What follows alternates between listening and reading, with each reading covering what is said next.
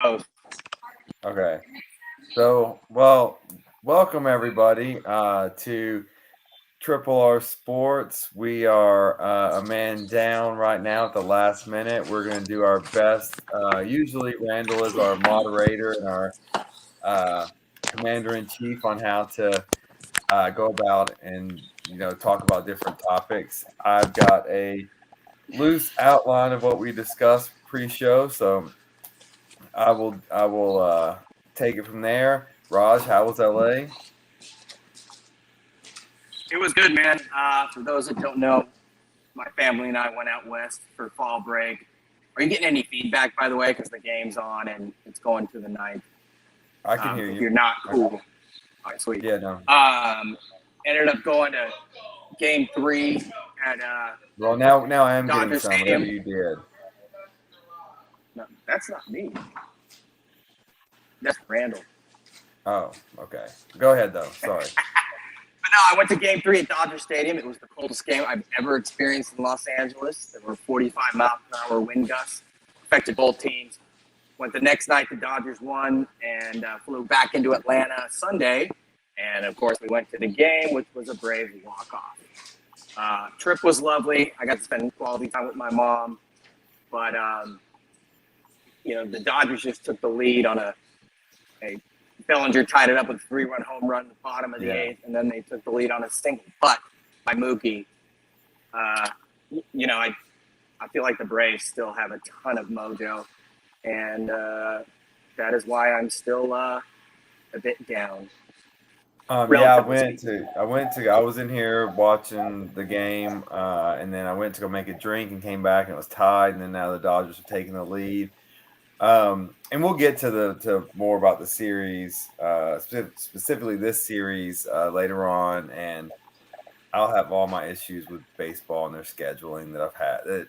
Oh my God! I don't. 2 p.m. game in Los Angeles, and then a 5 o'clock game. So East Coast people are staying up till midnight. The Dodger fans are like waiting for darkness. It's like 5 or. It's so stupid, man.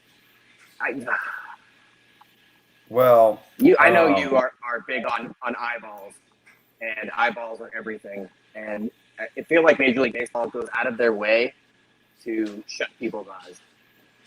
Yeah, well, and why? I mean, I don't understand. Like, so this game, we're on TBS. Does TBS show anything original anymore besides? I mean, I guess the NBA is starting tonight, but that's on TNT. Like, what does TBS have that where they can't say, yeah, we'll move this to prime time? Or like, I mean, they essentially made it to where neither coast can watch this game in its entirety. And that's not to mention Central and Mountain Time, who it's still during their workday also. Like, they've killed East Coast with the travel time and then West Coast. It's like, what are you guys doing? Why? And then honestly, I flipped on and I was like, wait, the Astros and the Red Sox are playing at the same time? Like, what? It's Tuesday night. Why are you not staggering this? Like, hey, guys, the NFL does this just perfectly. Like, what do you do? Yeah, it's a fairly easy format. They continue to muck it up. I agree entirely. It's a shame that TBS and TBS bid for the National League and the National League Championship Series, the NLDS and the NLCS. Fox FS1 has Houston and Boston for the most part. I put this on, baseball's a dying sport in many respects. Put this on. If you want to put it on Fox, I mean, who cares about the Masked Singer, Like, put this stuff on 8 o'clock so the world can see. I've got a 7-year-old that loves baseball now. But I know that's few and far between in terms of appearances. There was a great quote. It was because, hockey season starting up. I'm going to the Predators game Thursday, and the NHL is just, ecstatic now that ESPN, they've partnered with ESPN now. And Gary Bettman had a great quote. He was like, if ESPN does half of what if they work half as hard to promote us as they did to kill us when we didn't have the contract, we'll be in good shape. So it's like, Don't you love a commissioner with a backbone? yeah, just throw us a bone, man. Well, we'll get started. So, were you, since you were traveling with the family? I know you've at least heard about it. Did you see the Vols game on Saturday? I saw the end. Yeah, I was also in Mexico for a little bit, but that's neither here nor there. If you guys remember my trip to Dallas. Hey, By the way, Baja we Mar, all need south of Ensenada. we all need some illegal drugs here and there. Dude, Baja Mar, south of Ensenada, was beautiful and super reasonable. Highly recommend to anyone. I didn't, I saw Joe Milton. I have no words for him either. That's what I mean, I saw bits and pieces, but I was so on the go last week. I think I was at a Dodger game when that happened. Maybe not. But yeah, I'd like to hear your take because aside from the fans, they went full Raider. It looked like, Tennessee, from what I read, and it seemed like Tennessee deserved to win that football game. Yeah, so I was there. So Oh, wow. yeah, just a little overview of my weekend and last night. So I just decided to rip the Band-Aid off on my no sports kind of prohibition. So I went to the Vols game Saturday, then went to the Titans game last night. So let me take you back to before. You're good, Randall? All right. Yeah, I just for the folks at home, I fell down a flight of stairs and I just put my leg back in joint. I have a trick knee. I didn't want to explain this to y'all while you were getting started. I just reset it. I'm beautiful now. As you notice, the sweat level is back to normal. So, yeah, for the record, I called Randall's never late, and so Rob thought maybe he fell asleep, which I know he's old, but I knew that wouldn't happen, especially with the NLCS on. So we got worried, and so he's a tough dude. He's been through a lot, and I'm beautiful now. Okay, so I'm glad you're okay, and back in action. I'm back, baby. I'm back. So Vols game. I want to hear both of your takes. Yeah, so let me set the kind of the overview of people that may not be Vols fans. I was talking to students, we were parking cars and everything, and I was charging park cars. I wasn't actually doing anything of any kind of labor, but I was just, charging the park cars. And due to a convenient property that you own. Just talking to them, and this was the first game that's been a football game day in Knoxville in their college career. And so it was more like them. They were saying, this is more like a basketball game than a football game, which shows you exactly kind of where Tennessee football has been and the depths that it's been in. And I pulled up at about 10:30, 11 a.m. Tailgating's already going on. I took the dog for a walk. Just checked out the scene. I was by myself. My brother hadn't came with his buddies yet. Felt like the old days. Yeah. So it was buzzing. Knoxville was buzzing, and the stadium was electric. The checkerboard was out for 59 minutes of that game. It was perfect college football atmosphere. Checkered. Did all that stuff happen in the last minute? Yes. So the batteries. That's full Raider treatment. I've seen D batteries and golf balls, by the way, are the way to go for Raider fans. Yeah, and I said I will not defend those people's actions. Like, they should all be, if they can be prosecuted, be prosecuted. Nothing serious. Just teach them a lesson that pretrial diversion. But this is serious, and that behavior should never be tolerated. But it doesn't take away from the overall atmosphere. I think it was an overall successful weekend. Recruits, I think, loved it. And I'll tell you what, I'm getting more and more sold on Josh Heupel. He just came out there and owned it. Talked about how great the atmosphere was, and just not this like such a slogan guy. Like, hey, I'm just talking to the media like a normal person. The more things go about, no more brick by brick and all the bullshit that right. you The more people. things go about, I think Tennessee has got their coach. They can play with anyone. That's what that game showed me, and that was not always the case. Matt Corral's from Long Beach. I got to think against white guys with sleeve tattoos. But he's supposed to go to USC, but there were some issues. Looking at his numbers, he had 30 carries for almost 200 yards. He was fantastic. The numbers does not do Matt Corral justice. Really? The numbers do not. Ole Miss would be a 6-6, 5-7 football team without Matt Corral.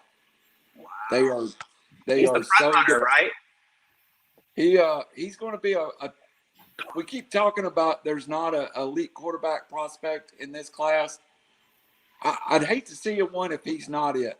I mean, to me, he's mobile, but he's got a heart of a pocket passer. So, does he remind you of Zach Wilson a bit? No. Manziel? I'm going to say a name, and I don't mean this from a political standpoint. So please we won't go down that. Colin Kaepernick is a good comparison to his skill set. A young Colin Kaepernick, mobile, big arm, can stand in the pocket. So, and he got hosed. He was a good player. I mean, he'd still be in the league if not for, pre-evolution of society, in my opinion. He's that size, and he has that kind of release. And we forget that Kaepernick and again, I'm not getting into all that. I saw Kaepernick in the NFC Championship game. He was an elite quarterback. So it was awesome that day. Braves just lost. Yeah. 2-2. I'm on DirecTV.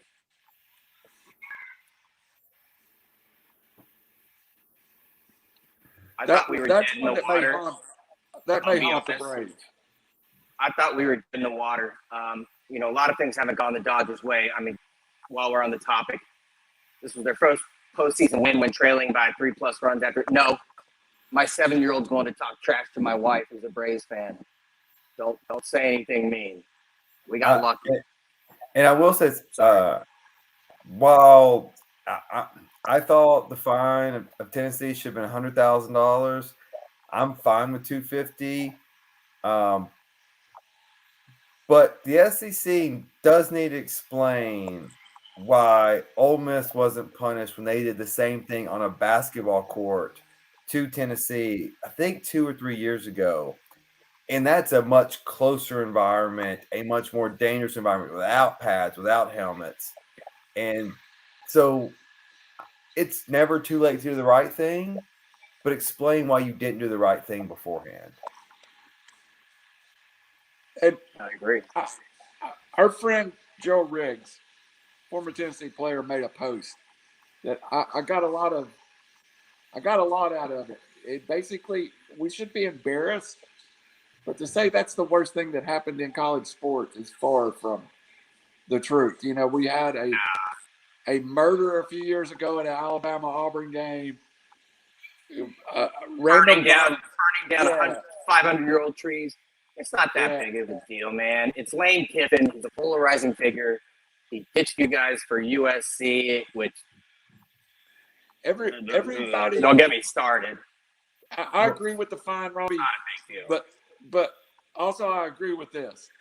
And if nobody else says it, they are on-campus alcohol sales that offsets that amount of money very easily that they started a few years ago. Well, and let me just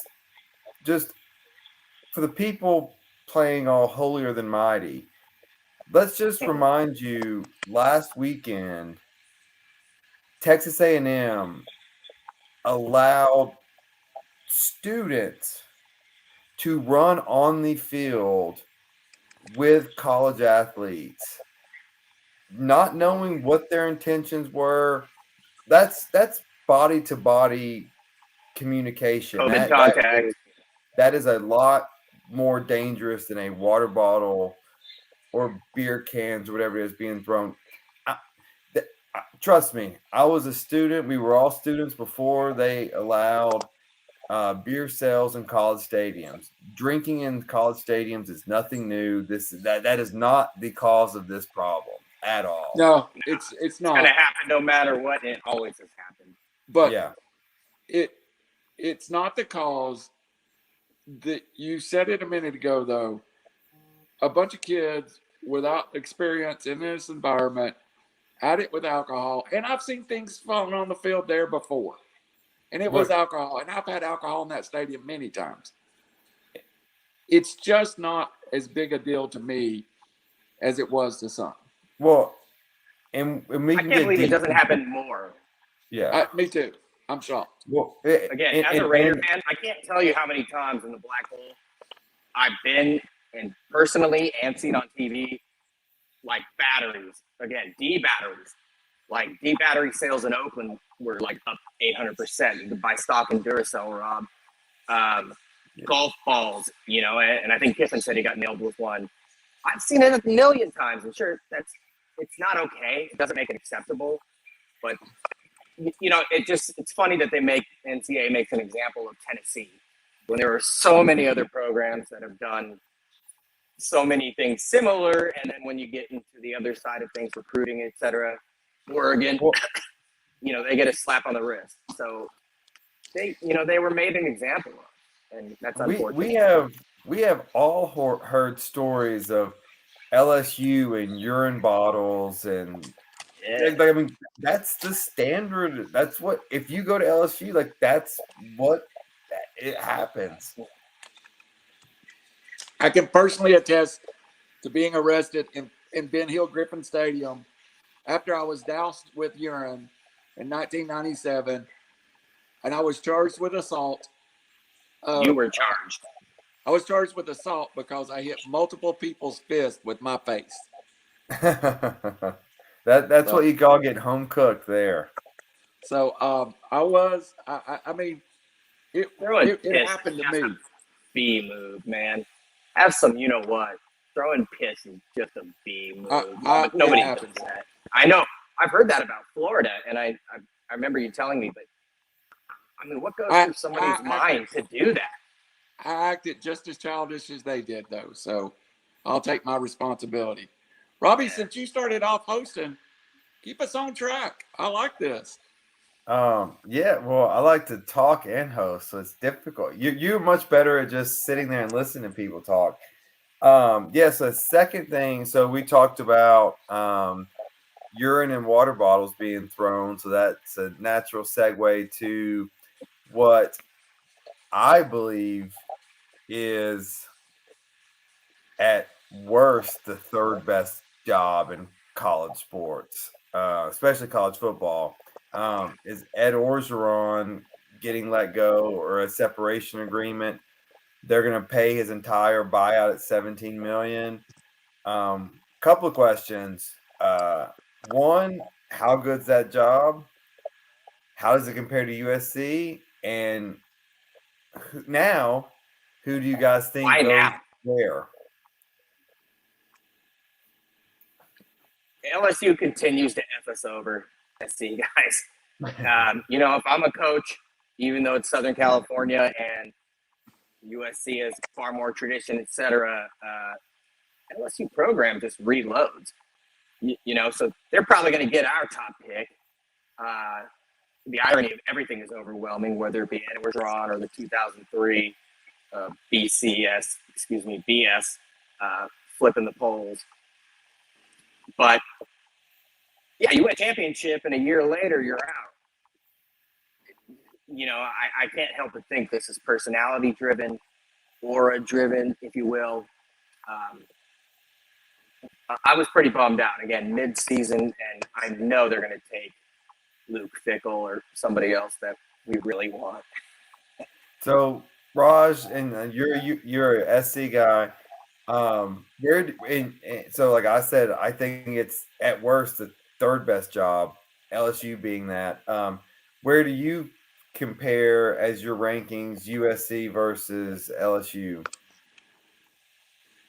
I mean, personally, and Colin Coward's a knucklehead, but he said they're both top 5. I mean, when it comes to everything included, student body, alumni, boosters, weather, tradition, I believe USC and Texas are probably 1 and 2 overall, right?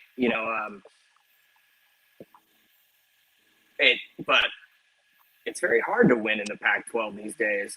And in the SEC and a team like LSU, Tennessee showed that there's just better players out here. I mean, they lost like half of their team, everybody that had numbers. And with a good coach, they've reloaded, and they're far better than they were last year. I'm so impressed. So I would say USC and Texas, but I think those are postcard destinations. If I'm a coach, I think I have a better chance of getting money and keeping my job at LSU. Randall, what do you think about? So basically, what do you think about the job? What do you think about Coach O leaving? Where does it rank as a job? And then does LSU coming open now affect who you think is going to SC and LSU? Those are two of the primary college jobs. No matter who you ask, they're two of the best. So I'm sitting here and I just went through it. Alabama is the best job in the country, hands down. It is now. I mean, nobody says I want to go to Tuscaloosa. It's because of Saban. The next best job in the country is Ohio State. The next best job in the country is LSU. And probably the 4th best job in the country. And I know that face, Raj, and I'll get to why I don't have USC in my top 5. I don't give a crap about them. I'm just saying I believe it seems like you're just going down the rankings over the last few years. I believe it's LSU. Well, and that's where I'm going. There's certain parts of the country. What hurts? What helps these jobs in the SEC and Ohio State is the focus on college football. Instead of academics. Books are dumb. Wait, they go to school? College football is not. They're not selling SC jerseys at the local Walmart. We don't have Walmarts in Southern California. I got it. But if you're a head coach of Alabama, you're the single most important person in the state of Alabama. If you're a head coach of LSU, you're at least the top 3 person in the state of Louisiana. I just like those destination jobs. I think college sports means more. And hey, Raj, here's something for you. I think USC does it fighting uphill in despite of their conference and their location. I also believe the same about Notre Dame. I think they kind of do it despite being independent, not a destination job at now. So I think there's some programs that are tradition. Now, as far as the coaching job, to me, there's one guy that should get an interview, and that's Joe Brady. If you don't want to give Ed Orgeron credit for what happened 2 years ago, then you've got to give it to Joe Brady. So if it's not Joe Brady, at least an interview with Joe Brady. I think James Franklin's name's going to come up. I still think he wants out of Penn State. And I have finally completely joined the Luke Fickell bandwagon. Hey, I am an actual alumni, and the USC AD Mike Bone came from, and he hired Luke Fickell. Reports are he's not stoked on that. He wants to stay out in the Midwest, but we are really hoping for Luke Fickell to be our coach. So let me throw a question to you guys. What if Bob Stoops wants to get back in coaching? I'm okay with that. He gets a lot of that pressure. Not pressure, but influence from the big Fox, whatever. So did Urban Meyer with Matt Leinart, Reggie Bush in Los Angeles. I'm pro Stoops. I know he's controversial and some people aren't fans of his, but I would take him in a heartbeat in LA. Still only 61 years old. That's it. Well, let me answer my own question. That's why I don't like hosting. I like to talk. So I don't know if you guys read the report. I believe it was in the Atlantic about kind of what went wrong with Coach O. He right after the championship reports. Well, not reports. He got divorced, and reports are he started focusing more on his single life than football life. And did he have a 21-year-old blonde on the back of a motorcycle and wreck it? Well, no, but reportedly and allegedly, he ended up hitting on a high-ranking administrator's wife, and while granted, if he's winning, this doesn't matter because nothing matters if you're winning. But when you go, was it 8-8 or whatever they have been since the championship, that's kind of where things went south. As far as the job goes, guys, to say I'm not sure this isn't the best job in college football. Think about this. Les Miles won a championship there, not a head coach anymore. Ed Orgeron won a national championship there, not a head coach anymore. The last three coaches there have won a championship. Well, Saban obviously won it because he's Nick Saban. But the two after him have won a championship just on talent alone. USC went through decades of a down period. So has Notre Dame. Ohio State's probably they had some bad years, nothing like down years. But LSU, they're the only program in that state. There's no rivalry. There's no Auburn. There's no UCLA. There's no Stanford and Cal aren't really rivalries, but there's still schools in that state. LSU sits alone. They can go to Texas. They can cherry pick around them. To have the last three coaches win a national championship. Can any school say that? Probably not. Ohio State, Urban, whatever the guy, Jim Tressel. and Tressel. Yeah, and then Ryan Day hasn't. Ryan Day hasn't. So if two of the three. All right, I got you. I mean, that's three in a row. Like even Florida's won two. Like Urban and Spurrier won. You got Johnny Majors, Phil Former. But I mean, the last and Les Miles and Ed Orgeron aren't good coaches, and they won championships. So how good is Joe Burrow and Jamar Chase in that gang, though?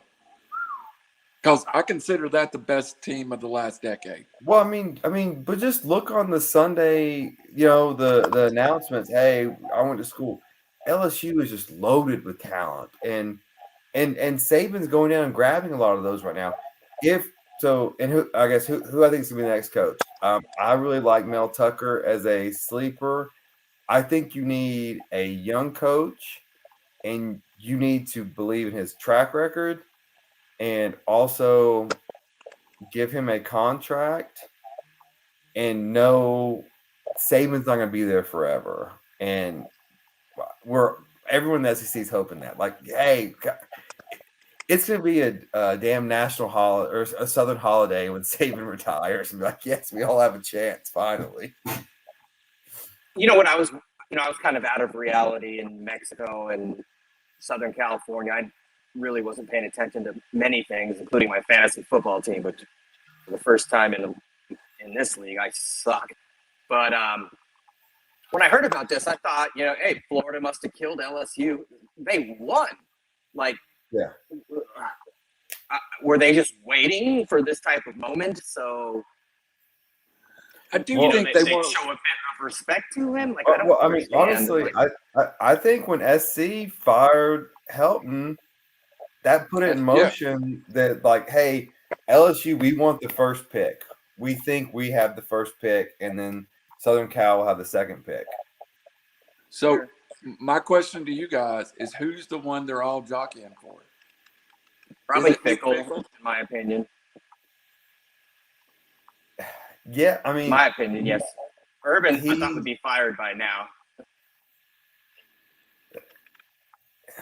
so Sorry. Raj, I can't get away from that Urban and LSU in my head thinking, oh my gosh, what could he build there? But Woodward, I think his name's Woodward. He hired Jimbo at A&M. He's done some big. He's a swing for the fences guy. From all the reports I've seen, he is going to make Dabo say no. He's going to make Jimbo say no. And I mean, and then I guess Ron Day, Lincoln Riley. I don't. What about Dave Aranda, the old LSU defensive coordinator who's winning at Baylor? It's not basketball. Talk about a coach. I know that Brady went to the Panthers, and their passing game is not what I thought it would be. But what about Aranda, man? That guy's legit, and he's an LSU guy. I figured that would make sense. That could the only thing that I would caution is of the SEC schools, LSU is the most cash strapped, or one of the most cash strapped. Really? It's a poor state, and their state universities, like it's one of the poorest states in the country, and they have to subsidize the state funding, even the SEC money. So they don't have the, hey, let's buy out. And that's one of the reasons why Les Miles stuck on a little longer than he could, because they couldn't theoretically afford the buyout. They don't have a lot of the rich boosters that will write a check. Like, A&M, pocket change. But they're paying $17 million to get rid of Coach Hill. Yeah, that's how bad it got. Yeah. All right, guys. I hate to move us along, but any last predictions? Give me one prediction. Robbie, who ends up with it? I'm going with my gut and saying Mel Tucker gets it. Rod, who ends up with it? I'm saying either Dave Aranda or Luke Fickle at LSU, and I think the old Boise State Washington coach Chris Peterson, who's shown a significant interest, will end up at USC. I will go. I think James Cristobal goes to USC. James Who's that? Franklin. Cristobal. Franklin's getting out eventually. Yeah, that's my one thing I keep going with. Yeah, there's so much He knows smoke the there. SEC, His name's mentioned for every job. Like he's got to put out words that I'm not real happy here. He is campaigning like Houston Nutt did. If I was in State College, Pennsylvania, I wouldn't be happy either. I was about to say the same exact thing. Yeah, that's not an awesome place to be in terms of a living environment, raising a family. Robbie, I'm going to jump back in on this topic, though, as we move ahead, because I want your opinion. This is largely a Robbie topic. The Titans and the Bills last night.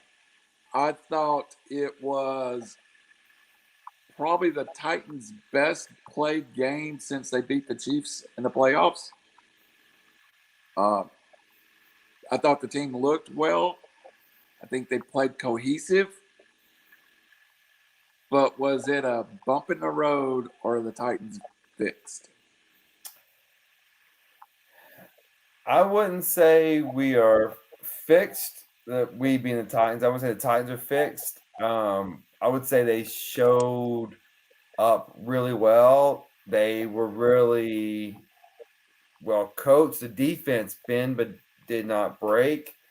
But the main thing about the Titans is it's almost comparable to the Lakers in a sense. Like, hey, we have this thing you guys do not have. We have Derrick Henry, who he will wear you down, and not only is he powerful, but man, if he gets open, he's gone. Like, He had a I've been watching 76-yard run.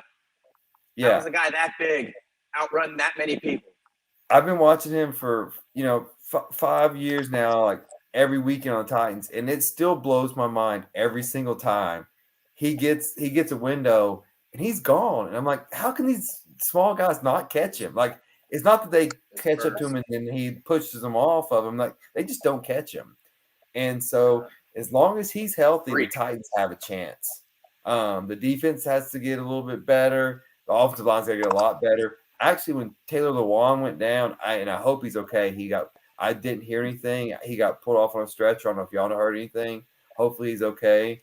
But I think the line got a little better just cohesively with him gone.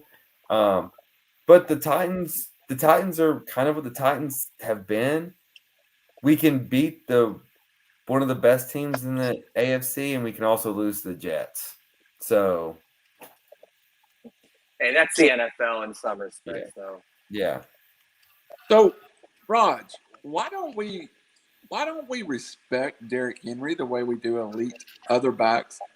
We always hear the backs like Earl Campbell talked about with reverence. He was so tough, so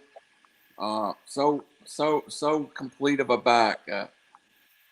This back had this great run. It seems like we, as the general public, always want to undersell Derrick Henry and go, "Hey, he's just a big guy that runs the football." Is he not the best back of this generation? Yes. He reminds me of Bo Jackson. Jackson was a bit more overall athletic and talented in terms of size and speed. But the fact that I bring up Bo Jackson from 30 years ago, he's a freak of nature. To me, Julio Jones in his peak was also a freak of nature. All Alabama guys, by the way. I've never seen anybody that big, that durable, knock on wood, that fast, with that kind of vision. He can catch the football. I think he doesn't get enough credit because there are times when inexplicably the Titans go away from him. And I have no idea why. And sometimes you'll see a loss and you don't hear much. And the Tennessee Titans are the New England Patriots. They're in a sort of a not an awesome division when it comes to eyeballs. But I think, let's just say, Titan coaching doesn't do him any favors. But yeah, he's the best back. I'm speechless when I watch that guy. He's unbelievable. He's a lot. Robbie, he's still not even held in the same esteem in my head. And what I hear is Eddie George. Is it because he struggled maybe his first 2 years in the league before becoming who he is? Yeah, there was actually a lot of talk about on the radio coming back from Nashville today. And as great as Eddie was, Eddie had Steve McNair, who won at least one co-MVP, maybe two MVPs. I can't remember. Went to the Super Bowl. Steve McNair was a great quarterback. Henry's never had that.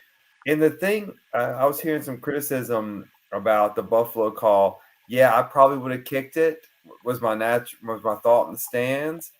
But then when I hear the breakdown, when they're saying, like the coach is saying, well, you can have a perfect defense design, and it can still, like, Henry can get loose, and then it's over. Like, hey, I've got this gap plugged in. We've got everyone matched up. It's a stiff arm, then he's gone. So yeah, it's a 70-yard risk every single time.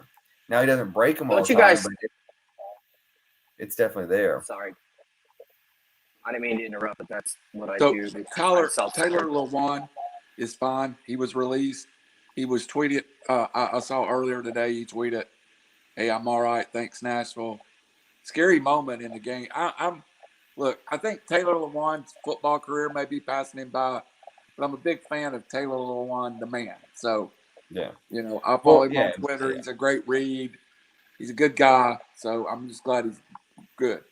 Hey, on the Eddie George thing, real quick, if I may, the Titans were brand new to Tennessee. They needed an identity. You've got this handsome dude that is huge. and I don't want to. Very good PR wise. I think all that helped in terms of him building an identity. Nobody didn't like, that's double negatives, Eddie George. So, yeah, and Derrick Henry is more like, he's more chill. He's not in the media as much. He just, he's quiet, and those are the guys you have to worry about, and just runs over everybody. So I think that has a lot to do with the legacy, I guess the public perception of each player and the public portrayal by each player. That's a great point, that Eddie was Nashville's first love, even before Steve McNair. But I would even take a step further. You don't compare Derrick Henry to Eddie George. Guys, look at his numbers. You're starting to compare him to the all-time greats. Like, he's that good over this last 3 or 4 years. And that's some Terrell Davis, Jim Brown. If you can beat Jim Brown, in a 40-game rushing yard total, you're one of the greats. I agree. All right. Last little bit, then we'll head to a very painful subject for me right now, besides my dislocated knee, which is better now. How far do the Titans go in the playoffs, Robbie? They'll have a home playoff game, and I think they match up well against the Ravens. And Buffalo. So I don't think the Chiefs are going to be a threat. I think the Titans can get to the AFC Championship game. And your Chargers, buddy. Don't forget about your Chargers. I know. I agree with you, though. Raj, what about you? The Titans have shown that they can beat anybody on any day. Inexplicably, again, they can lose to anybody on any day. Losing to the Jets still, wow. Just give the dude the ball. I mean, they have some holes defensively, but yeah, I mean, that's a team that could easily be in the Super Bowl because they have the best player in the league. Tom Brady aside, doesn't really count when it comes to evaluation. He's the best player in the league. You got that guy, anything's possible. Well, this is in 6 games. This is 3 times he's had 3 touchdowns and over 140 yards. That's just freakish behavior. And sorry, I'm just real quick. Like, I turned around to the people behind me. It was like 1st and goal or something. I was like, they know what's coming. We know what's coming. And there's literally nothing they can do about it. And handoff, Henry, 8-yard touchdown. Absolutely. And I'm a little bit I'm late to the Derrick Henry party, but he's won me over the last couple of years. So I think the Titans, I just don't see them getting past the divisional round, but we all know I have Titans hate anyway, so I'll just leave it at that. All right, Raj, get a good drink of wine because we're about to break Randall's heart. I'm gonna make a refill, but I'm listening. I'll be right back. All right. No, go ahead though. Go and ask a question. What a comeback by the Dodgers with their postseason in great jeopardy. It seems Luke Jackson, the at bat by Turner set the scene to me because Turner just would not give in 0-2. Tell us what happens from there. It's kind of like Jock earlier in the game, who's superhuman now suddenly. He did a 10 or 11 pitch walk. I'll be honest, I'm shocked that happened. Mojo means a lot in baseball. Who's hot, who's not. Dodgers have had a lot of things not go their way, whether they lose their best hitter on the last day of the year, Trevor Bauer. Gavin Lux playing center. We all saw that. All of these are, connected. They couldn't hit at all with runners in scoring position, at least a single. The only time they have is that 8th inning, where the Braves are the complete opposite. They my point being is I hate to say this, but I still think the Braves win the series. I really do. Scherzer left the game that we were at on Sunday because he said his arm felt dead. Urias came in the 8th, which still makes me mad. We had 3 starters. That's it. And Buehler got, he got squeezed a bit, but the Braves they were not chasing anything. We don't have a pitcher, so that's going to be a problem. I still think the Braves have a bit of mojo, and they can come back tomorrow and erase today. No problem. It is a little discouraging as from the Braves side of the field. You really had an opportunity to take command of this series. To bury him. And I'm not sure that when the game's tied at 5-5, I question the decisions with the pitching staff. I think you got to somehow stop the bleeding at 5-5 and get it into extra innings at that point. But Snigger kept kind of just following his set pattern. I thought it was interesting when that big inning that he let Morton come back.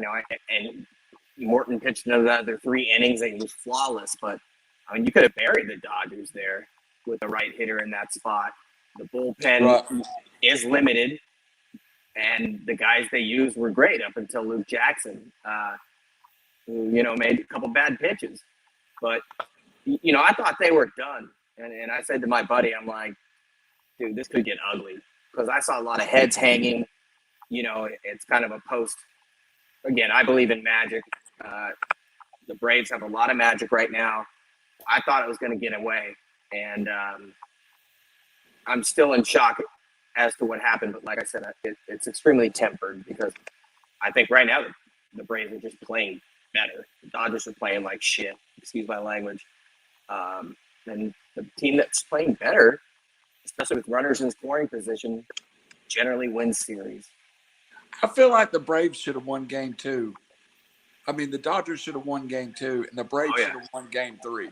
So maybe what the Dodgers gave away in game 2, the Braves just gave back to them in game 3. I think they should have won game 1 as well. When it comes down to runners in scoring position and chances. Of course, I'm biased, but I don't want to discredit the Braves at all. They had played better in the series, and they deserve everything that's coming to them. Now, there were a few jerks walking out of that stadium, just little punk kids. I'm holding the hand of my 7-year-old, and I'm trying to be representative of he's crying, by the way. Had multiple people talk a little trash. I'm 45, and I don't want to go to jail again. And, those days are over. But that did piss me off. That is inappropriate as the Braves. Anywhere. That's not just the Braves. That is as inappropriate as what happened in Knoxville. You do not talk trash to a 7-year-old. So, as a Braves fan, tell your son, I am truly sorry that happened to him. I almost killed somebody. That I would have probably helped you. Robbie, outside of Rod's killing somebody, as just a neutral standby, not the hugest baseball fan, man, that felt like a huge momentum change when the Dodgers came back to the whole series. It did. I think this is a unique series where every team's kind of been lucky to win the games they've won. Would agree. At the end of the day, you got to get to 4, right? So the Braves have 2, the Dodgers have 1. The Braves need 1 in LA and then come back home. Hey, if they thought they were losing it and the momentum wasn't there, Yeah, I don't like throwing more pitchers than you have to, wear out more people because you got another game coming up. Maybe you just lose one and try to win the next one. But these teams did this last year. The Braves got out early. The Dodgers battled back. I think it's going to be probably a 7-game series. I mean, I would agree. This I don't. Braves lineup though is, people say Muncie's out, Acuna's out. Acuna, it's odd to put it this way, but he got hurt 2 weeks before the trade deadline. Alex Anthopoulos is a Dodger protege, and Andrew Friedman had 2 weeks, and he did an amazing job. And this lineup is better than with Acuna in the sense it's deeper. There are no easy outs. Last year, there were definitely easy outs. And Anybody can hurt you. It definitely hurts us that Kershaw can't play. So Yeah. That's have a lot of things not going their way, and the Braves are the flip side. So, again, if they don't capitalize, baseball is game by game, inning by inning. Tomorrow, if the Braves win, then nobody remembers the Bellinger home run at all. Mm-hmm. So the last couple of things I want to hit on, and maybe one, I agree with you about the trade deadline and even trading for Eddie Rosario when he was injured. I mean, he didn't play for a month. Brilliant. So that was a brilliant move. Brilliant.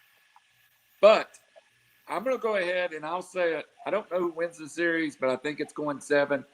I think for baseball, the Braves winning the series and these two teams becoming serious rivals and meeting again next year in the playoffs would be one of the best things that could happen to baseball. My house can't take it, dude. It's been rough. Yeah, I imagine. Robbie? I've said this since we started talking about baseball. Until they get the schedule fixed and the TV, you can't play a game at 2:00 on the West Coast and 5 on the East Coast. Like, you just can't on a Tuesday when there's nothing else on. There's no competition. There's nothing on TBS that are watching Friends reruns. Like, it's just so stupid. Like, if you want to grow the game, rivalries are one thing, but put the dang thing on TV and put it where people can watch it. Doesn't Turner own TNT as well? And basketball started tonight. Yes. And I guarantee you that Nets, Bucks, Milwaukee, Brooklyn probably had more viewers than either baseball game. And I agree with you 100%. An opening, a game 1 out of 82 that doesn't matter one bit probably outdrew a baseball playoff game today. A great baseball playoff game against two good teams, as Randall said, that have dug themselves into a rivalry. And it's sad.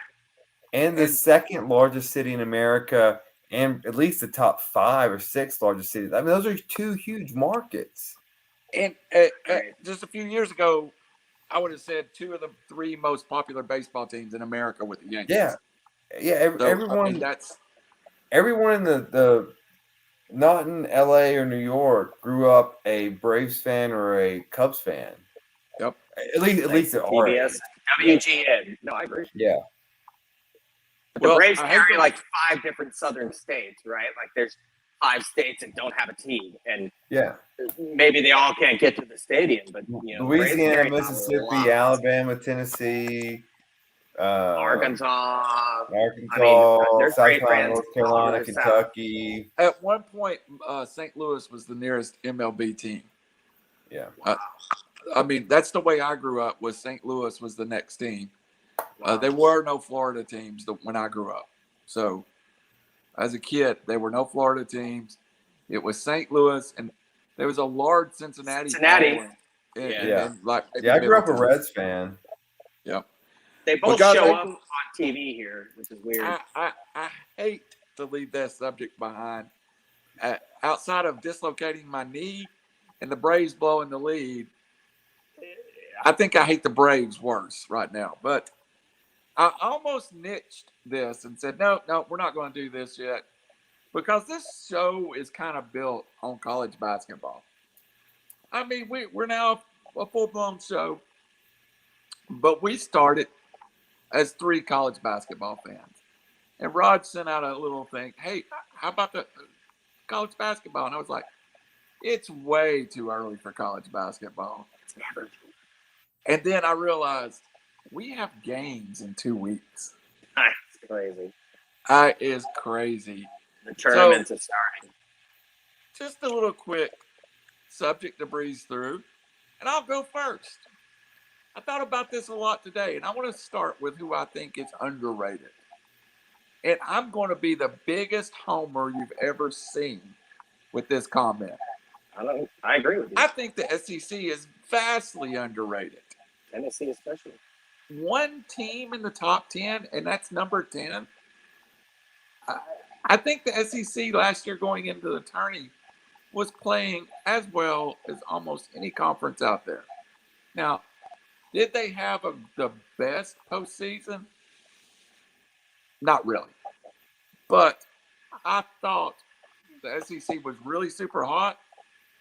I really thought at one point Arkansas might win it, or Alabama, and they just kind of fell apart, especially Arkansas late, Bama in the tournament. Tennessee never got going. Kentucky never got going. But I really was shocked that there were only one SEC team in the top 10. So now I'll start there. My underrated, Tennessee, Auburn, Arkansas, Kentucky. I mean, I think they're all underrated. So, Robbie, I'll go to you next. You look like you've got this topic near and dear to the heart. Well, yes. Well, as we all know, this is my favorite sport that's coming up. I can't wait for it. I was just trying to actually look at extra tickets for the Vols, and I realized that the seats I'm in, they have doubled the donation since I bought them, so that's a no-go. But nonetheless, so the ones I'm intrigued by, so on its face, it's going to all look like I have some kind of bias against them, but I do not think that I do. Overrated. UCLA at 2. While they're returning a lot of talent and they've got a lot of players, you have to remember they went from the first 4 to the final 4. They were not a great team until they got hot. Does that magic continue? I don't know if it does. Cronin's there this first year. They're still recruiting. I think they take a step back. If I'm going over under 2, I will take way under. The other ones, UCLA's in my underrated or overrated too, Robbie, just for the record. And then Duke and Kentucky at 9 and 10. Hey guys, name brand's one thing, but y'all got to show me. They both collapsed last year. There's a transition at Duke with Coach K leaving, and what's the guy's name that's taking over? I can't remember his name, but yeah. So there's a recruiting. Like, I don't know if Duke and Kentucky. Like, I want to see it first. They shouldn't be ranked in the top 10. But Duke went 13-11, Kentucky went 9-14 or something like that. No, you don't get in the top 10 without showing me something. It's going to take time for those guys to gel. Yeah. Sometimes it does with Kentucky. Sometimes it doesn't. Yeah. Then my 4th overrated one is Memphis. Yeah, Penny can recruit, and he's been known to recruit. He still hasn't made the NCAA tournament. Like, there's a difference between recruiting and coaching. College basketball's been flooded with good recruiters that can't coach, and I think Penny falls in that category. Underrated for me, I think Oregon is going to be really good. I think at 13 they're a little bit underrated. I also, as much as it hates me to say this, Alabama Nate Oates is a fantastic coach. He just does the X's and O's. He brings a little bit of the Steve Kerr, Golden State Warriors 3-point is worth more than 2 points to the line. I promise you, Tennessee is better than the number 18th team in the country. I promise you that. Yes. And then the other one, and this is no homage to Raj, but USC only getting 30 votes for the top 25. I think USC is going to have a good team that's going to challenge. Is the Pac-12 still divided in divisions, or are they just all straight through? Straight through. Yeah, Basketball straight through. Yeah, I think USC is going to be up there. Andy Enfield, or is it Enfield? Enfield? Yeah. So he's done. He's a great coach, and like he's got them with some talent now. They've got the recruiting is rolling. I like USC. I agree entirely. For me, college basketball, especially in the preseason, like like you alluded towards, I wasn't listening, but I feel like we're on the same track. Kentucky, Duke, they have all these 5 stars. These dudes haven't played a minute together. Sure. I'll always take a team. Even though Oklahoma State lost Cade Cunningham, they returned like their 6 or 7 top scorers, dudes that have played together. You watch out for that team. USC lost Evan Mobley. They picked up Boogie Ellis from Memphis, a kid that scored like 35 points in their NIT game. Like you said, they couldn't make the tournament.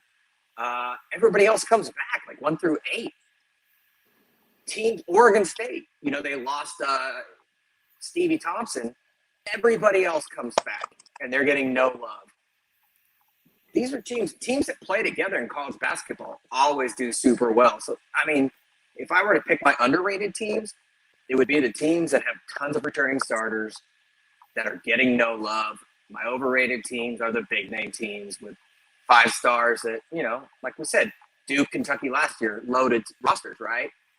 But it didn't come together. This time of year, I agree with you, and I especially agree with Robbie on UCLA and Memphis being overrated. But what is sadly missing, I think, every year is the mid-majors. You get to the end and you'll see, I forget, I think UConn is in there, St. Bonnie's is in there.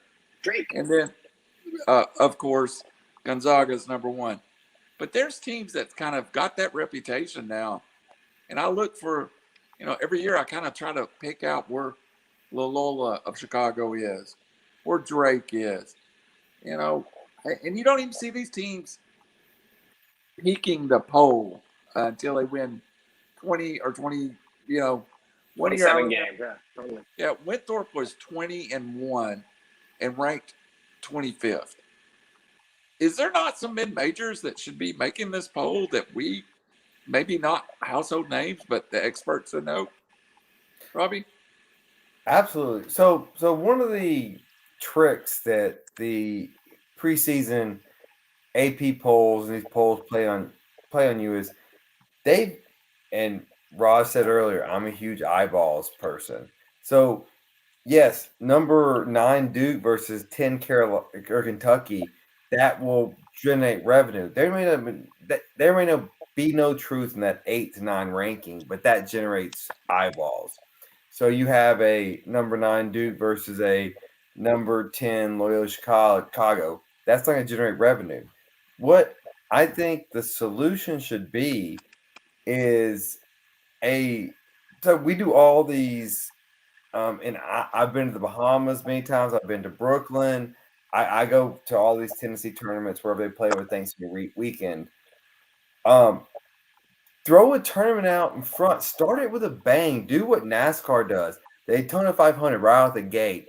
Start a tournament, and then that seeds you for the season, and then you play your way through to the ultimate 64-team tournament to the end. But it's all entertainment, and we have to be creative on how we get eyeballs on the sport. And you can't do things that you did in the 80s and expect it to work now. Like, yeah, hey, we're purists. The three of us, we love college basketball. I will go up and I'll go on a Friday night and I'll go up and I'll watch Tennessee play UT Martin in an exhibition game because I just like basketball. But they're not marketing to me. They've already got me as a customer. They're marketing to new people, and that's the kind of thing we need to think of when we think about how to grow things. Good point. Excellent. I'm not only a basketball fan. I find myself in, we've said on the show many times, we live in the Metro Chattanooga area. If I can't make it to Knoxville, I enjoy going down and watching UNC Greensboro play UTC.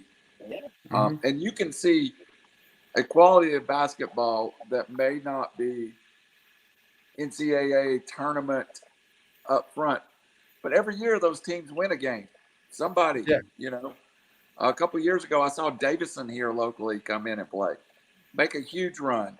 The Mocs, it's been 20 years, actually made a run to a Sweet 16. I think college basketball, I'm a big proponent of these conferences like the West Coast Conference and the ASUN and the Patriot League. They always have good teams. But you're right, Robbie, they don't sell. Raj, is it they don't sell or they don't draw TV ratings also? I guess you have to win 15 years in a row like Gonzaga to get, a bit of headlines and a bit of a front page news. I'm with you guys. I'm a basketball purist. It comes down to markets, in my opinion, and schools with tradition and whatnot. Didn't Jimmy Kimmel love the Mocs? Yes. Like 10 years ago or whatnot, but it's Chattanooga, Tennessee. It's a beautiful city, but although this year I think that team is going to be deadly, especially if knucklehead Silvio D'Souza from Kansas can get it together. One of the top 5 stars back in the day. Malachi Smith, David Jean-Baptiste is in his 30th year. They got a ton of talent, man. And I think they're going to win the SoCon. But, yeah, basketball is about stories. It's about Cinderellas. It's about those types of things.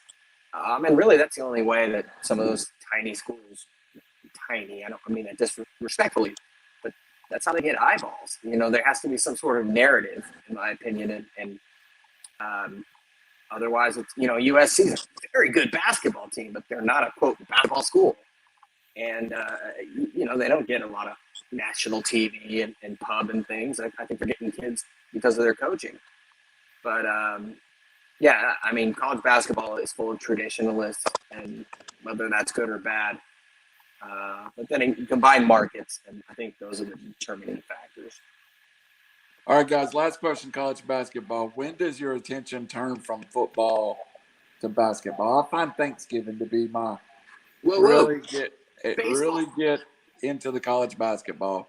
Robbie, are you after Christmas guy, or are you there with me catching those early games? Oh, summer practice, man. Especially with this UT regimen, like Rick Barnes. Like, no, I mean, I've got my tickets in. Like, I'm ready to go. I'm going to the exhibition game. I was always a college basketball fan, but this last decade and a half, Tennessee football's always been bad. So, college basketball is my favorite sport, and so I'm in it right from the get go. Like I said, I go to the Thanksgiving tournaments when we're involved in them. I love them. Going to the Bahamas next year. I'm in. UT versus Villanova, November 20th. That's going to be a ball game. Oh yeah. Those Thanksgiving tournaments suck me in every year. Oh, they're great. They've done a good job. it's awesome. And then the only thing they could just same with baseball, avoid the football games. I don't know why it's so hard. I could manage all these TV scheduling for everyone. Hey, big ups to Chaminade while we're talking about tournaments. That's my second favorite team. All right, guys, we're running low on time. There's a couple of short subjects we want to deal with. First, all over ESPN when I was at lunch, and all I heard today, Ben Simmons suspended for game 1. Ben Simmons was run out of practice. I listened to Doc's press conference. I've known Ben Simmons doesn't want to be in Philly since last year. I think Doc Rivers knows Ben Simmons doesn't want to be in Philly. But Ben Simmons is about to trash his career, if I'm reading it right. Robbie, what's your take on Ben Simmons and how ugly could this get? There are hundreds of millions of people that don't want to be employed where they're employed. But you know what they still do? They still show up to work and they work hard and they earn their paycheck. They don't make $30 million a year. Yeah. And I can't believe this level of brattishness that he is showing. He's a liability at the end of games because he can't shoot a freaking free throw. And trust me, that's not the F word I want to use. I can shoot free throws. Operative word being free. Yeah. Like it's the same shot every single time. You're a professional athlete. And so it's the equivalent of a gimme on a golf course. Like, I don't know how if you're another NBA. Well, one, your trade value is shot if you're Philly. And also, who wants him? And I don't know if vaccination status is an issue or not, but who wants this guy who won't practice? He's not Allen Iverson. Like, sorry. No, I think I agree with your assessment. He is being quickly so unemployable in his workforce that it's scary and tragic for that guy and that talent. That's amazing talent. Speaking about Tennessee and Ole Miss, that's the wrong city to piss off fans, man. You're going to get a lot of D batteries. He is a first-team All-NBA defender multiple times. Kind of a freak and a 6'9" guy that can handle the basketball, play pretty much 5 positions a la Magic, but he's nowhere near Magic Johnson. As you said, Rob, the guy can't make a shot to save his life when it counts. The fact that he destroyed trade value for Philly by whining, and then he reports and then gets in a fight. Like, come on, dude, you're a professional athlete that makes millions of dollars. Like, I don't want to be like that guy that, they make millions, forget them. But I don't understand it at all. Like, it seems like it came out of nowhere.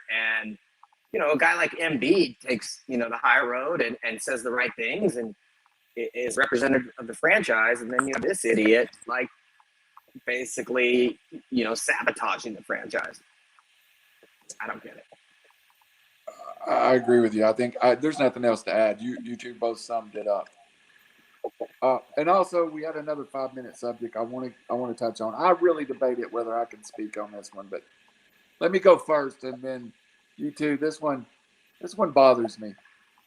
How do you pronounce his name? So I did the Rolovich. That's right, Nick Rolovich. Coach Rolovich at Washington State, dismissed from his job. I only got to read a couple of blurbs about it, a couple of articles. And as I understand, a large motivating factor of his dismissal was his opinion of the vaccination. I don't care what his opinion of the vaccination was, pro or anti. The vaccination is a life-saving thing. And, you know, if you're not willing to protect your football team, I'll put it that way. You're working with youngsters. You're working with kids. I have a daughter who's unvaccinated because of her age. I would hope her teachers have been vaccinated. The fact you're not protecting someone's kids that you've been entrusted with, That's a great point. That Great really bothers me. So if he stayed in position, I don't know if I could send my son to play for him. That's a personal opinion, and that's where I'll rest it. So, Robbie, next, please.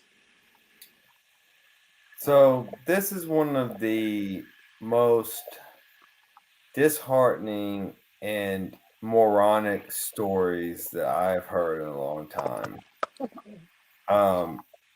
You are correct.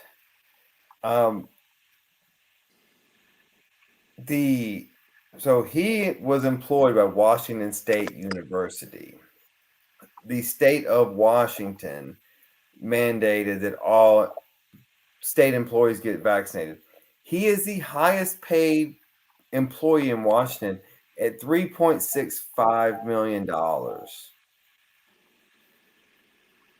But he also is in charge of hiring everyone underneath him. About 100 families lost their sense of employment and their sense of security. Now they're thrown into chaos because of a selfish decision.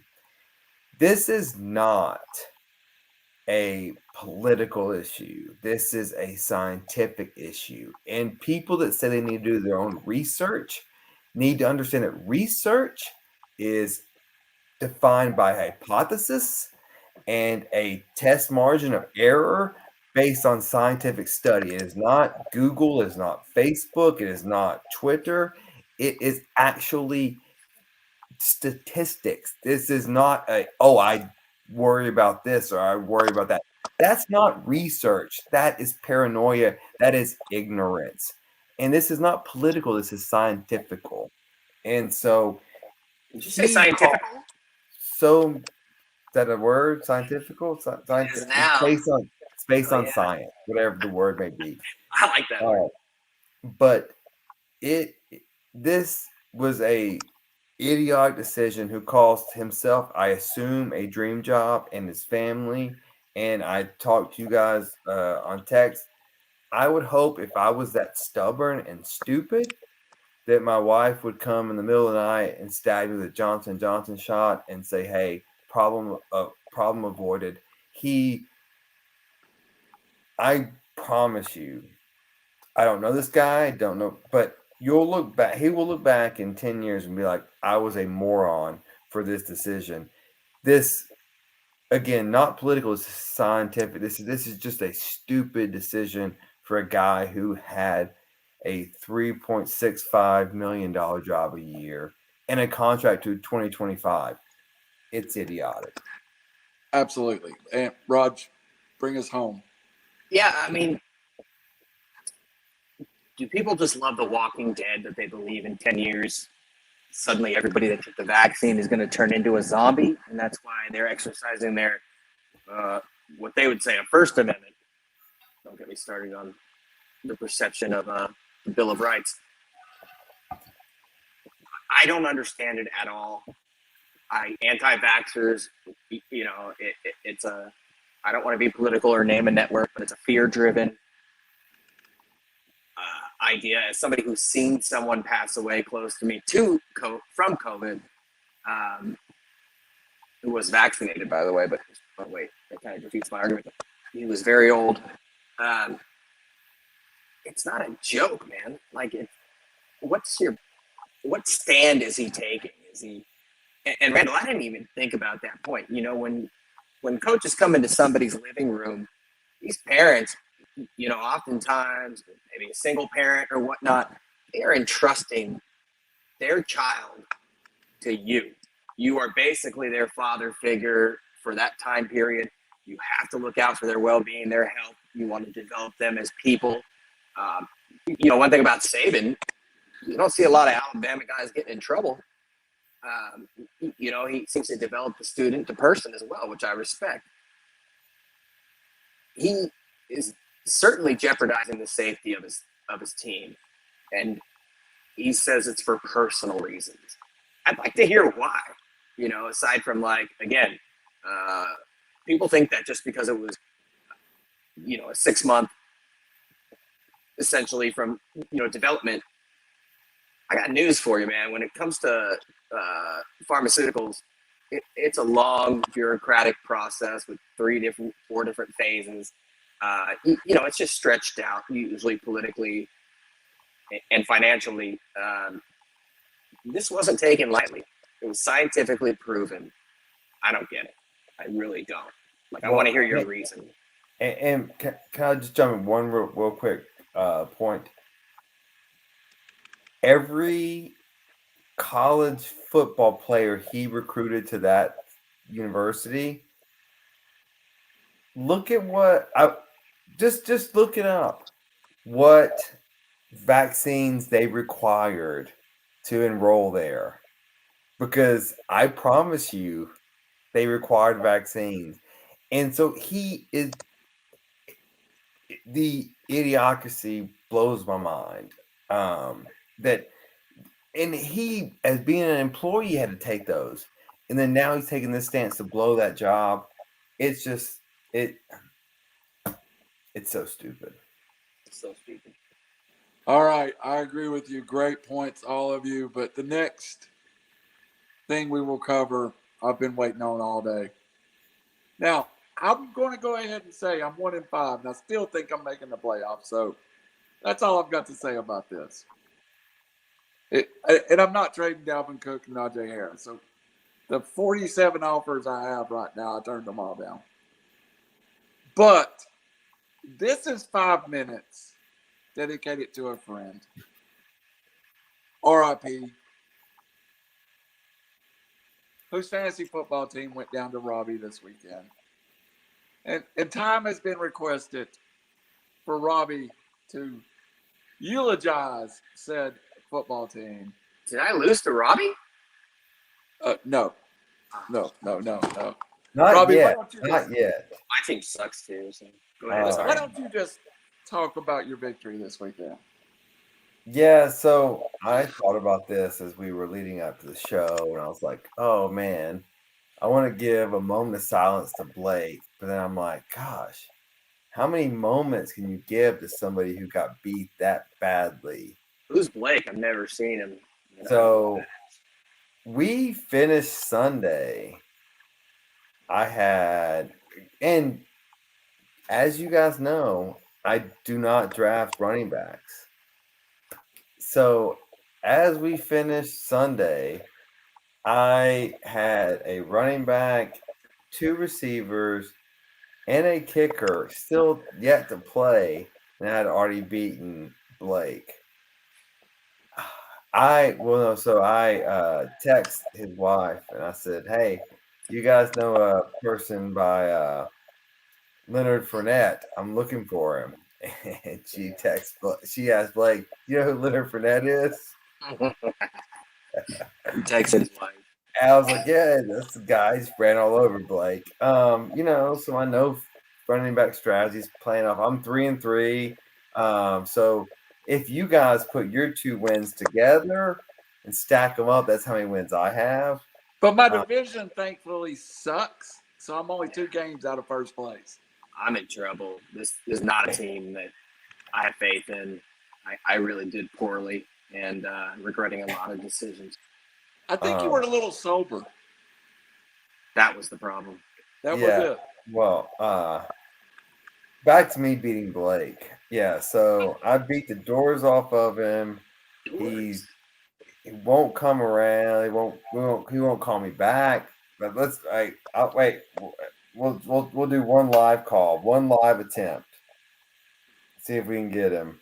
Oh God. I got a question for you both. Would you rather Tennessee basketball make the Final Four, or how about win a national championship, or you win our fantasy league 10 years in a row? Which one would you pick? Basketball. 10 years. Ooh, man, I'm pretty selfish. Tennessee 10 basketball. years. That's a lot of trash talking, bro. You're Nick Saban. You're untouchable. 10 years. Yeah. Well, I mean, I retired after then, so You would maybe never 10 years in a retire row. from fantasy football. I don't know. The fact that Lanier is the only person with that. Please leave your name and a message. I'll get back with you as soon as possible. Thank you. At the tone, please record your message. When you Hey, we finish, gotta just say hang hi up to or him. press He's out 1. fixing somebody's cable right now. We need you to call us back ASAP. I don't know if you were a witness to a murder over the weekend. Damn.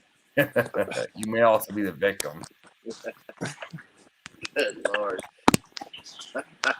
Hi, Blake. All right. That was the highlight of the show.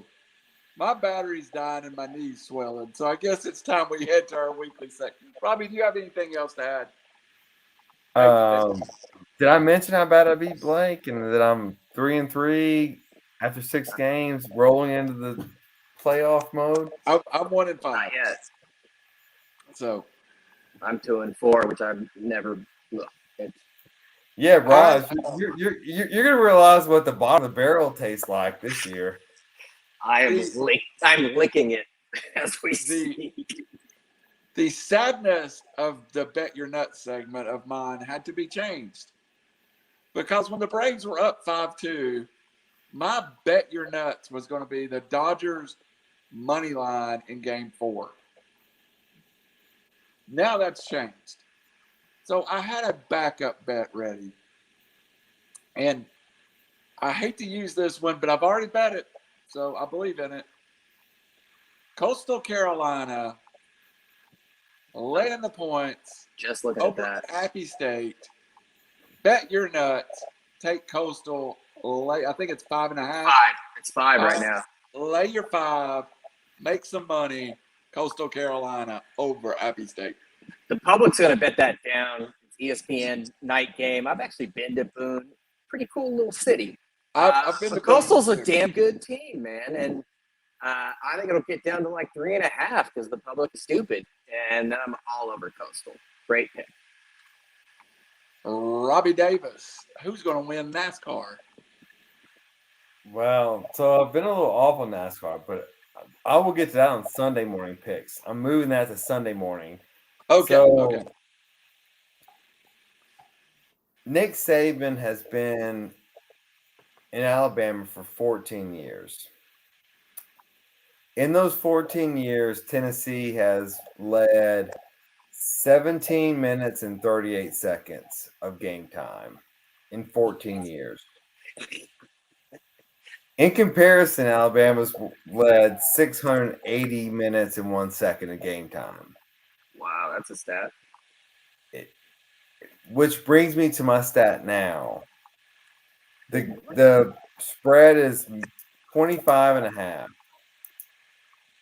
I've always thought that Nick Saban has appreciated the coaches that Tennessee has hired, and he has kept them around the 31-point mark. It's been 31 points so many times.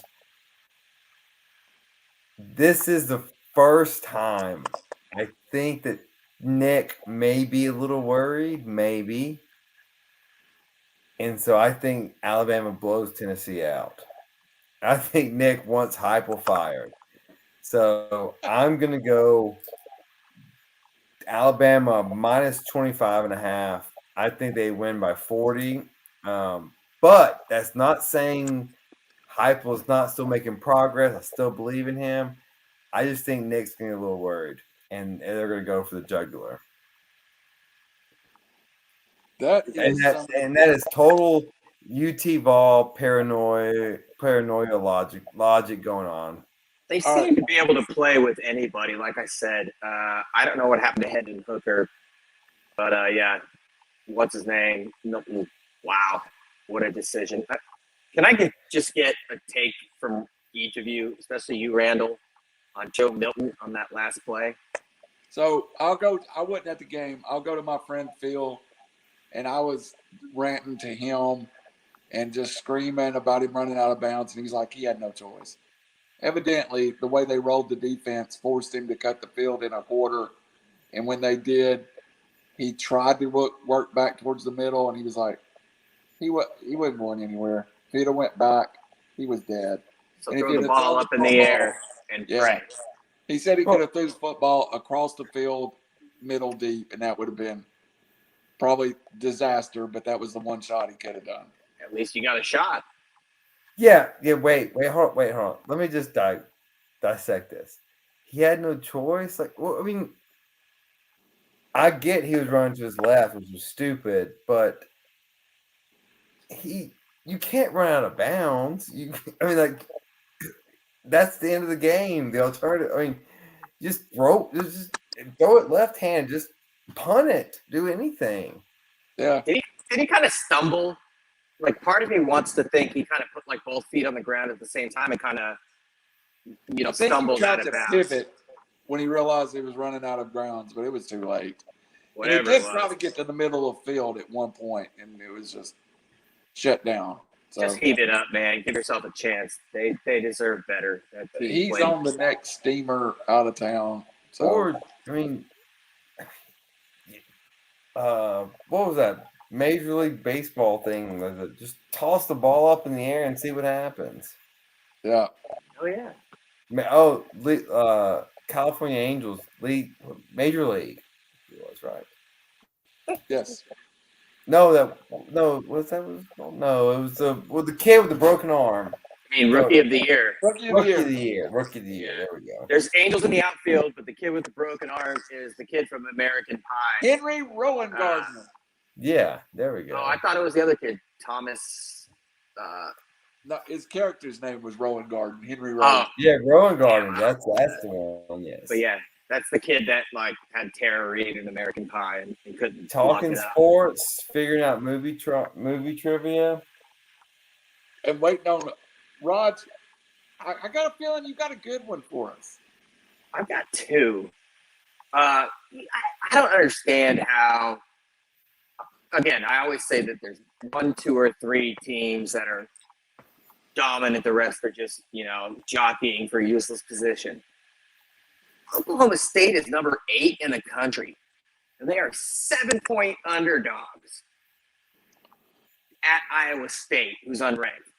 I get it. It's Iowa State. Bryce Hall and, I forgot the quarterback's name. When has the number 8 team in the country been a touchdown underdog to an unranked team? Like, I don't get that at all. That's not the game I'm going to touch, though. The game I'm touching is Purdue at home is a 3-point dog to Wisconsin, 3-3 Wisconsin. Purdue, who just beat Iowa, and they're in West Lafayette. I think Wisconsin is just horribly overrated, stale, and fairly talentless offensively. So my bet your nuts is Purdue +3 at home against Wisconsin. But then again, the Oklahoma State thing, it blows my mind. So, guys, we come to the end of the show. We have an important thing to do tonight. And unfortunately, I will, according to what happens, I think I will be in Tuscaloosa. But, Robbie Davis, your lovely wife, this is the weekend for Dare to Dance. Yeah, I wanted to go. It is. Yes, we'll be there Saturday, and then Friday there's happy hour, and then Saturday for Dare to Dance at the convention center. Unfortunately or fortunately for Vols fans, it's going to fall during the Alabama-Tennessee game. And yeah, if you guys want to do last minute donations, I think it's daredance.com. Team Allison and Brian will be the ones you want to donate to. So yeah, any help, we'll appreciate $5, $10, $100. If you have Raj money, you can do $1,000. All depends on how you want to sit there. You better get your ass in shape, dude. Dancing like that, I bet she's looking like FloJo right now. You better figure that out, bro. Ryan was kind of a handsome-looking guy, too. That's all I'm saying. I'm not worried about that. I think, yeah. I hate to say this, but I'm certainly going to donate because it's an amazing cause, and Allison is a beautiful person and a wonderful friend. we turned it down because we thought somebody else was more deserving. She had a couple extra on her guest list. We also took note, my wife and I, that Game 6 is that night in baseball, which is our Tennessee, Alabama. Yeah. But yes, That's my debate. We're certainly going to donate. I really wanted to go, and it's just an amazing cause, and it's fun, and actually knowing somebody. I wish her the best, but it's not about winning or losing. It's about what they can generate for a beautiful cause. So much respect. And Dare to Dance, is there a website? Is it like daretodance.com or anything like that we can plug? Randall? I don't know. You're the one whose wife did it. Yeah. I think what was the website, Robbie? I assume daredance.com, maybe Dare to Dance Chattanooga. Just Google Dare to Dance Chattanooga. I'm Googling. Let's check the Google machine. That'll pay for some Google ads also. I see kidneyfoundation.com. Yeah, Kidney Yeah. www. There you Kidney go. Foundation Dare to Dance. Yeah, to donate there. Quick question, Robbie, and I don't mean to slight this event and make light of it, but when our livers go, what are we going to do to raise money? Oh, I've got that working on the side project. Oh, well. There Deal me are in. virtual tickets available. Yes. Oh, yeah. Oh, there are? Great point. Oh, wow, There are. that's Yeah, awesome. So you can watch from your airplane if you have Rouge money, or you can watch from your car if you have Random money. money, or you can watch from your cell phone walking down the street if you have me money. And then, I'm virtually viewing for sure. but yes, anything would be appreciated. And Allison has worked she's worked at this for months, so more power to her. Yeah, man. All right, guys, final words. Round the horn. I got to start with mine. I think the Braves Dodgers is going to be a great series. Robbie, I don't disagree with your bet your nuts, but I will tell everybody, Tennessee is still doing this with less than 70 scholarship players. And this is a team that a lot of people thought would struggle to win more than 3 games. So I did. Well coached. Josh Heupel, man, you're winning my heart. Don't break it. Butch Jones left some permanent scars, so don't jilt me. Robbie Davis. So my final words tonight are, y'all know me. I have been pretty much a recluse during the pandemic, and I've been super cautious, which everyone should be. This weekend, I ripped the Band-Aid off. I went to both Neyland Stadium at capacity. I went to Nissan Stadium at capacity. I wore my mask in the concourses and everywhere public. When I got to my seat around the people I knew, I took my mask off. Did they require vax proof or no? No, neither of them did. No. The Dodgers did. Yeah, I had mine in my pocket, but they didn't require it. But and yeah, Raj, you went to a sporting event too. It felt good to be back. There was still some worries about who I was around, but it felt good to be back. I'm gonna take a test.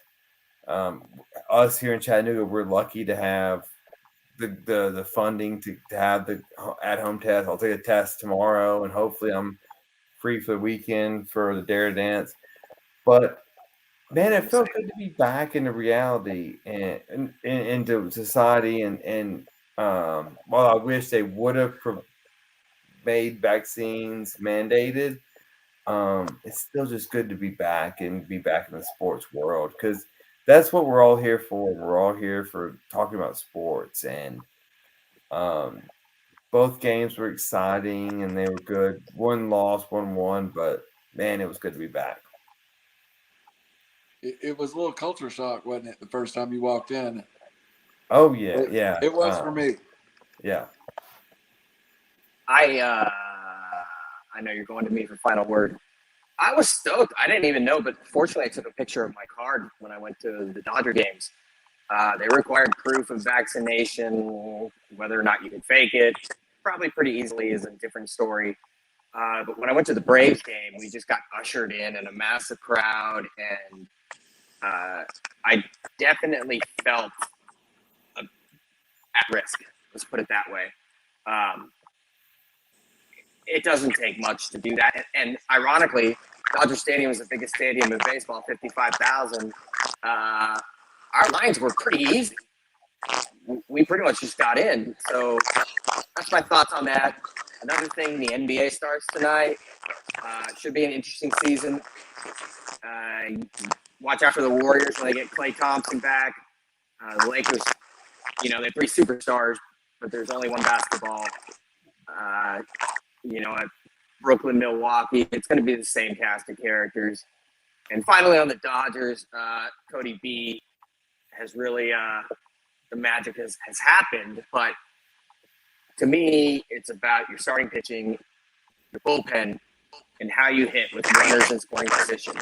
And aside from Luke Jackson, the Braves have a lot of magic. And I'm not confident the Dodgers win this series. And that's my final word. I think Atlanta has that mojo that San Francisco had during the regular season. And I'm not confident the Dodgers will win. This was a nice moment tonight, but I'm not doing backflips at all. So, final word too, just so everyone knows, we broadcast it on the YouTube platform, then to Facebook tonight. So our views may look a little different, but I think the programming went off without a hitch. Everything flowed very well. So if you're looking for us in the future, we'll always be available on Facebook, but our primary sources will be Facebook will be YouTube and iTunes. So And, hit the subscribe button down and like us. Yes. Subscribe That's your and social like. media take. Hey, real quick, along Robbie's lines, I went to the Dodgers Red Sox World Series in Boston. It was 20 degrees. Right now, everybody's wearing these big jackets. Shorten the season, get more eyes, make it more competitive. Baseball is not meant to be played in November, which is basically what's going to happen. It's just stupid. Just let me be the scheduling person of the MLB. It can't be that hard. Just look at what this Dare to Dance thing that's going on this weekend. It's Tennessee Alabama weekend. I'm like, bleep. Look at the schedules. Look at what's happening in Tennessee now. We bordered Tennessee, Alabama, and Georgia. Look at what's happening. Bleep. Those are my final words. Yeah. I think Randall lost his signal. Well, hopefully Randall's teeth are going to stay in. His ankle is okay. Me as well. That dude's like Mr. Potato Head, dude. Who falls down the stairs? In what stairs? Did a cat trip him? I didn't know. I'm glad he's okay, though. It's one of the great things about our fantasy league. We have no idea where anyone lives. We all live in the same vicinity, but we don't know where anyone actually lives or what their house looks like or anything else. I know you live in Ottawa, but I don't know where in Ottawa. I mean, nobody cares about Ottawa. But yeah, man, we hope all seriousness, we hope Randall's okay. He's a tough dude whose body is literally pieced together by scotch tape and paper clips. Hey, look, Brandon's still awake. He's still awake from Hawaii. He took a Hawaii 6 hours trip. behind. I hope he didn't bring his worst fantasy team of all time back with him. It's lunchtime for him right now in Hawaii time. Side note, Hawaii time, the NFL starts at 7 a.m. Oh, yeah. That's pretty funny. Well, okay, I guess it's just me. So wait, maybe Rob's is back, maybe he's not, but we have reached our hour and 45-minute mark. We are signing off the Triple R's again tonight. We'll be back next Tuesday. I will be in Vegas, and I haven't really mapped out that time change, so I should be there. If not, I'll be there later. But anyways, thanks for watching, and hopefully Randall's teeth are okay, his knee is okay, and his ankle's okay. And then the Braves beat the Dodgers. Well, thank you. Good night.